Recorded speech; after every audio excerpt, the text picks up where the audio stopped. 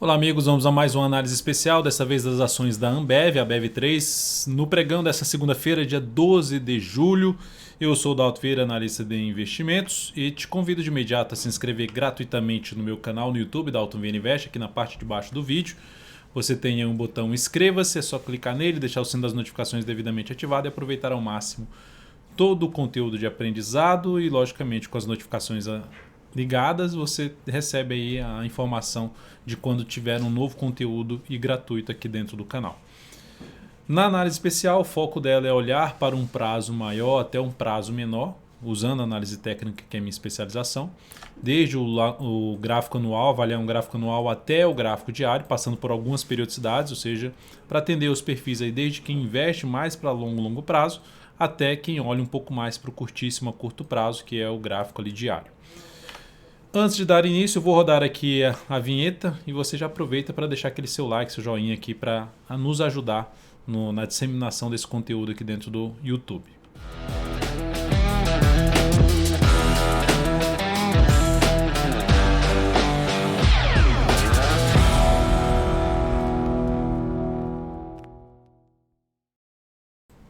Então, começando aqui pelo gráfico anual, nós temos uma sinalização positiva pela Ambev, que ela parou em cima de um nível de preço que já tinha dado uma parada anteriormente, e em média move 13 períodos, e conseguiu superar a máxima do ano anterior. Então ela está aqui dentro de um sinal positivo para iniciar um novo processo de subida de longo prazo. Então é um ativo interessante para arriscar uma compra de longo prazo? É, na minha opinião. Olhando só para o gráfico anual, seria uma das alternativas de buscar uma compra, pensando em só vou sair dessa posição se o preço voltar para baixo da mínima desse ano, ou seja, voltar para baixo da média. A gente está falando ali de uma desvalorização em torno de 25%, 26%. Ou ainda sendo mais cauteloso na questão do tamanho do stop, 43% para baixo, logicamente que vai tentar pegar um objetivo muito mais longo para cima em termos de relação risco-retorno.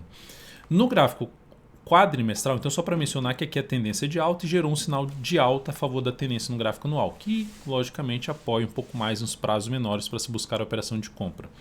No gráfico quadrimestral, temos também um sinal positivo, que é o quê? Está dentro de um movimento de subida, candles ascendentes, retornou para cima dessa linha aqui, ó, horizontal, que a gente vê que era um suporte que tenderia a funcionar como resistência, só que volta para cima da média e consegue superar a máxima desse grande candle de baixo, que não deu sequência, que seria algo realmente negativo, aqui gerou até uma tendência de baixa.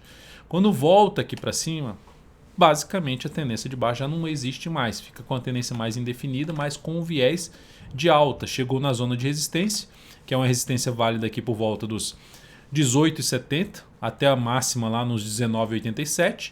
Ficou a 1 centavo de superar esse patamar e entrou pressão vendedora, que está deixando aqui essa sombra superior. Cada barra dessa aqui representa o comportamento do preço da Ambev 3 no decorrer de 80 pregões, 80 dias úteis.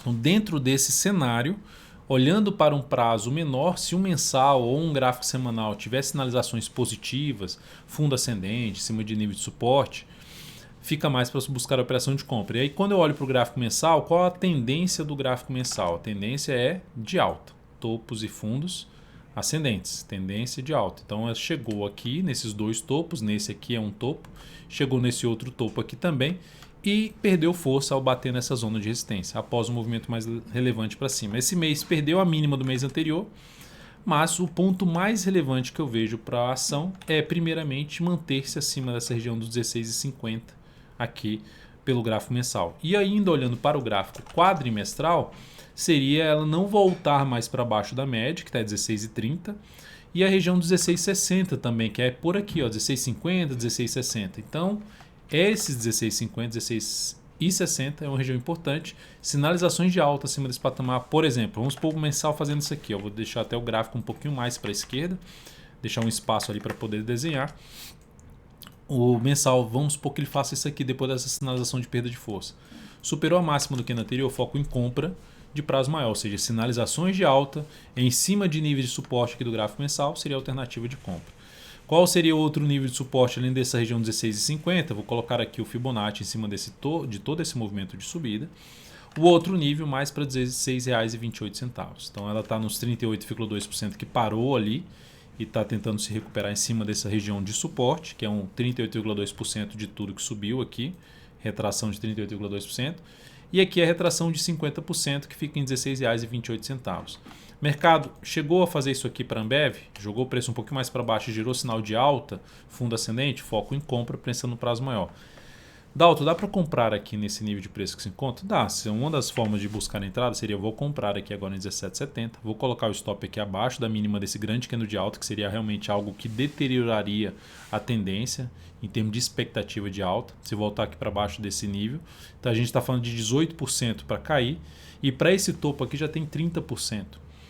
Então é um espaço relativamente bom no sentido de poder ter espaço de relação risco-retorno, sabendo que 18%, se der errado, 18% para baixo. E se voltar um pouco mais para baixo, você tem uma opção aqui, você entra com pouco, e aqui você pode entrar com mais, sabendo que aqui você tem um stop mais curto e mais longo a questão da relação risco-retorno, se o ativo continuar na sua tendência de alta. A tendência de alta de médio para longo prazo, que é aqui do gráfico mensal, ela só vai ser anulada se ela fizer isso aqui, ó, perder a mínima desse último fundo ascendente.